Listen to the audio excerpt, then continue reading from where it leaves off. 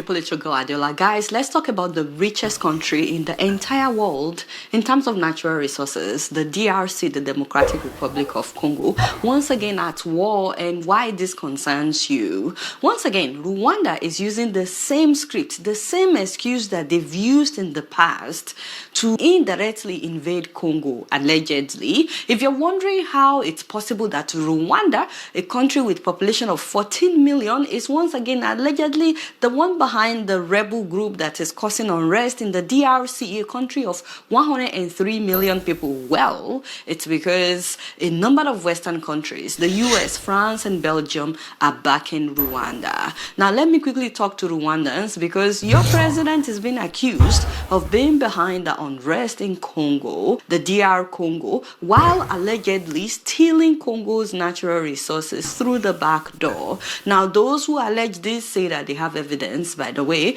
and we'll get to that later. Rwandans, please move closer. We get it. We get it that you love your president. He has transformed your country. You are always, and I mean always, defending him each time someone says something about your president that you don't like. But before you defend him this time around with what is happening in Congo, I think you should at least know what some people are saying with evidence, not me, of course, who am I, about the role of your president, the role of your government in the new war that is taking place right now next door to you in Goma. That is North Kivu province of Congo. Now, we know that the problem started when the map of Africa was drawn by Europeans. I mean, they have people that did not necessarily want to be a country. They drew the map and they had them together as a country. They drew lines that placed the Tutsis into different countries. That is Kagame's tribe, by the way. So you have Tutsis in Rwanda, you have them in Congo, you have them in Uganda, just like we have Yorubas in Benin and Nigeria. And then you also have Hutus in Rwanda, you have them in Congo. And these tribal issues led to several tribal clashes, the worst of them being the genocide in Rwanda that happened in 1994. But it didn't stop there. Guys, since that genocide in 1994 that killed 800,000 people, Rwanda and eventually the M23 rebels have invaded the Democratic Republic of Congo a number of times now, always in the name of going after the Hutus, the perpetrators of the genocide that happened in 1994. For how long would we invade another country in the name of this? Killing millions of Congolese people. I mean, more than 5 million Congolese people died during the Second Congo War alone. And many people will say that that is a conservative estimate. 9 African nations and approximately 25 armed groups were involved at that time, making it one of the largest wars in African history. Now, Kagame has consistently denied being involved, but the UN has several evidence to prove otherwise. Now, this new war that just started last week has already claimed the lives of at least 2,900 people, according to the UN, and they said that the number will go up. In their defense in Rwanda, and you will hear Kagame say this a lot, they are saying that the FDLR, that's the Hutu rebel responsible for the Rwandan genocide in 1994, they are saying that they are still active in eastern Congo, attacking Tutsis in Congo. In fact, the M23 is saying that they are invading Congo in order to go and protect the Tutsis in Congo. They said that the Tutsis are being marginalized in Congo.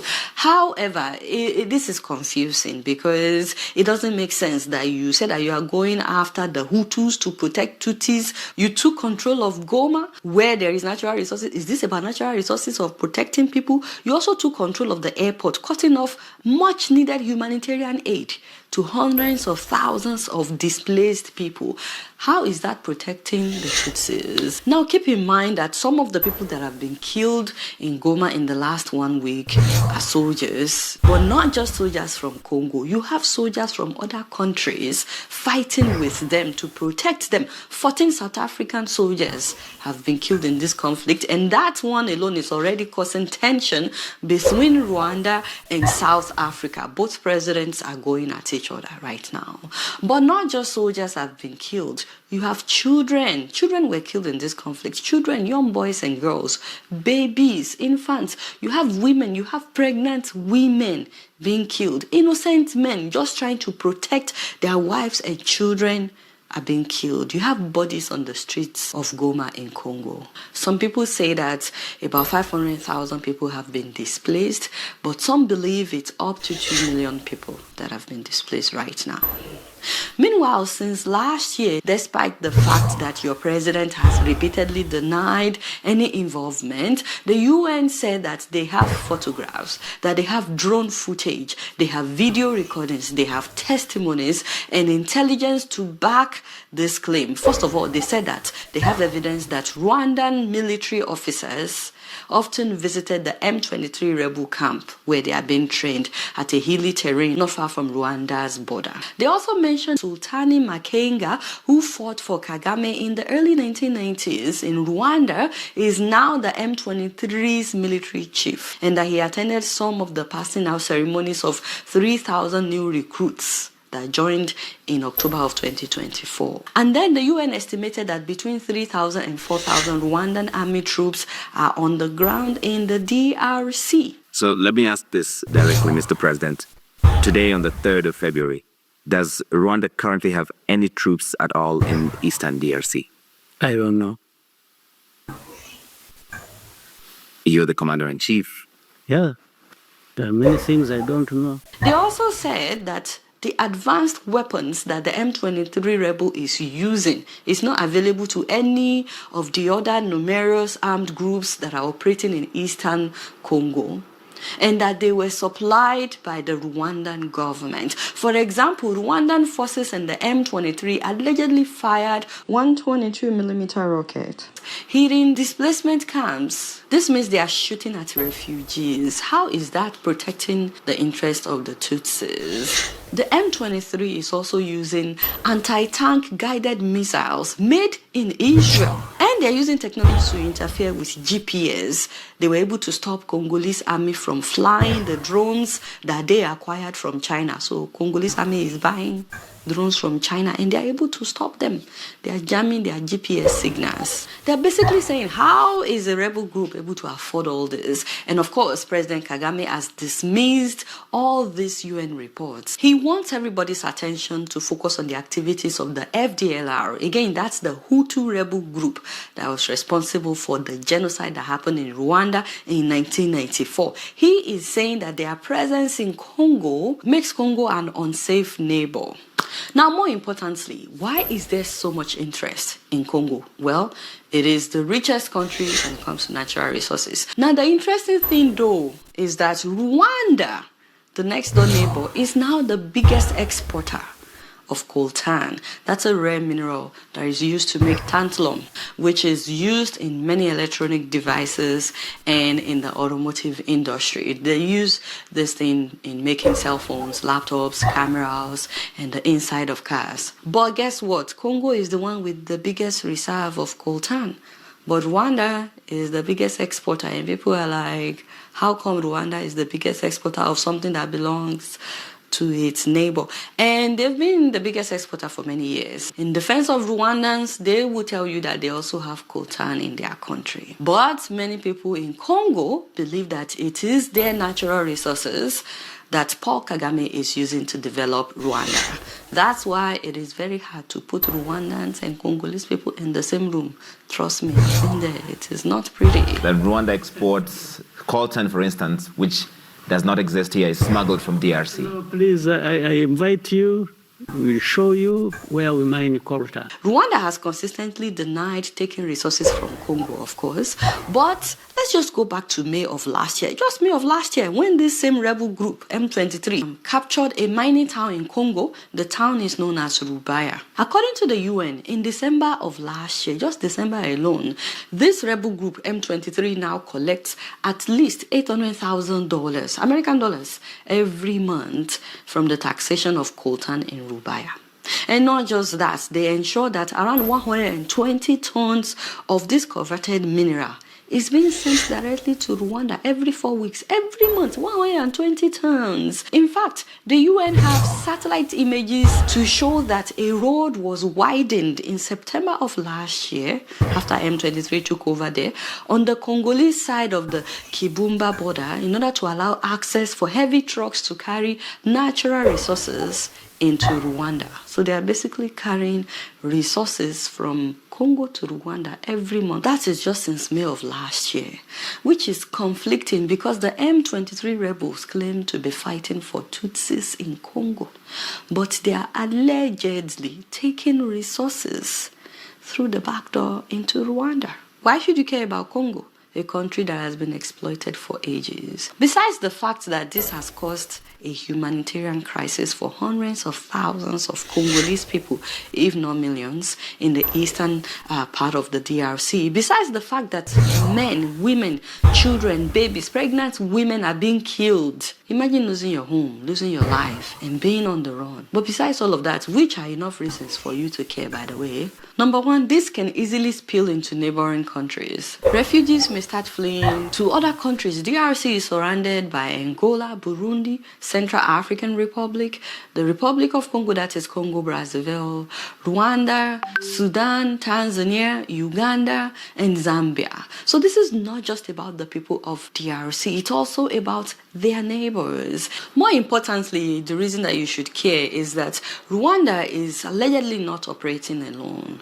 A lot of big countries, Western countries, are backing Rwanda. And you should care because if Congo can be truly free from foreign forces, both from abroad and forces within Africa, if Congo can actually prosper, they will not only be the richest nation on earth. Forget about America, forget China, forget Dubai, forget everywhere that Africans are trying to go to right now, looking for greener pasture. It would have been Congo. But not only that, after transforming their own country, Congo, the DRC, has enough to transform the entire continent of Africa. And that's why you should care. Let's start with water. DR Congo has more than 50% of Africa's water reserve.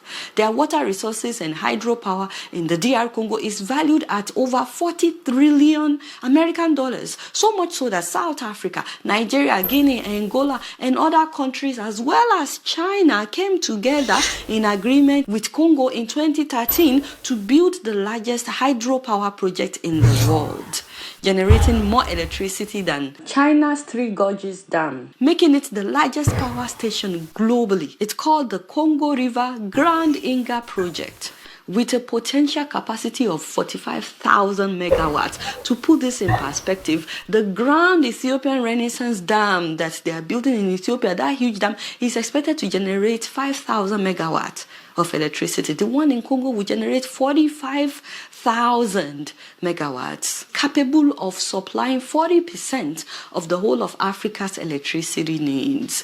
This was supposed to be done by 2018, by the way. Guess what? It has not even started. The unrest in Congo, as well as the corruption in Congo, is affecting us as a continent. Imagine by now, we shouldn't have electricity problem in all of Africa. Not that Congo will power all of Africa, but just imagine if they could power 40% of Africa.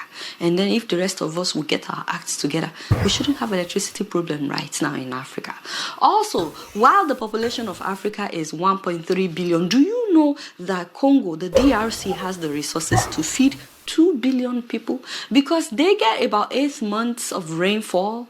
They have abundant rivers, lakes, wetlands, and the DRC has more available farmland than any other country in Africa.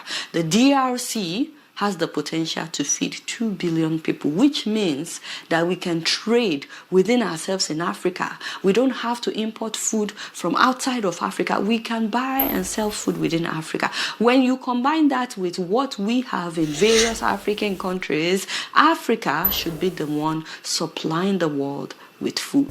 Now, besides all of that, there are untapped natural resources in the DRC are estimated to be worth $24 trillion. Although some scholars will say that is a conservative estimate, that is actually worth up to $35 trillion. And we don't even need to dig these resources. If they just focus on producing food and electricity, the DRC will prosper. Unfortunately, these resources are what a lot of invaders are after in Congo. But there is enough to go around. They have enough to transform Congo and still sell to others. But many people are interested in stealing it while making sure that the owners of the resources have no peace. Do you know how many people have been killed in the DRC between 1998 and now. Official report says 6 million, but Congolese activists will tell you it's up to 12 million. Now that's double the population of Ireland or Norway. It's way more than the population of Greece. It's more than the population of the whole of Togo, or the whole of Sierra Leone, or the whole of Liberia. It's more than Gambia, Gabon, Botswana, Eritrea put together. That's the number of people that have been killed in the DRC just between 1998 and now, primarily because of their natural resources. And let's not forget that Belgium also killed at least 6 million people in this same country because of their natural resources. I made a video about Patrice Lumumba, by the way, the first Prime Minister of Congo. I'll put the link in the description so that you have a better understanding of the conflict that is happening in Congo. So besides all those killings, we now have another war. The rebels said that they've ceased fire, but there are several reports that they are still killing people. And they also threatened to march all the way to the capital of the DRC, Kinshasa. Now, this brings me back to my initial question. For the people of Rwanda, why are you silent in the face of this injustice going on next door? When will you lend a voice to your neighbors? The people of DRC have been protesting for years. Last week, the protesters attacked several embassies in Kinshasa. They attacked that of France, Belgium, Uganda, Kenya, and the US, countries that they believe are benefiting from their exploitation, and countries that they believe can speak out for them and they are not. But they also especially attacked that of Rwanda. We can't even remember the last time that there was protest in Rwanda. We know that there's no freedom of expression in Rwanda, even though it's a beautiful country and all. People cannot just protest or say anything about the government. But just because things are running smoothly in your country, you cannot be silent about what people are going through next door. Now, if you're not Rwandan and you're wondering how you can help, the people of Congo, the people of DRC are saying you can do one of 5 things that you can demonstrate at a Rwandan embassy, wherever you are in the world. They are saying that you should support the Don't Visit Rwanda campaign that is going on right now. They said that you can write a letter to the government of Rwanda. They're saying that you can donate to Friends of the Congo's emergency relief effort, and that you should spread the word about what is happening in the DRC. I'm really hoping to hear from Rwandans about what is happening in the DRC. Please don't just defend your president if you are intending to, but speak about all this evidence, speak about what is happening right now next door. Also, if you're not from Rwanda, please let me know what you think about this, and please do me a favor, pay attention to what is happening in the DRC, because whether you know it or not, it is affecting us as a continent. If Congo is not free, we all are not free. Please put something in the comment section. Let me know what you guys think about what is going on in the DRC.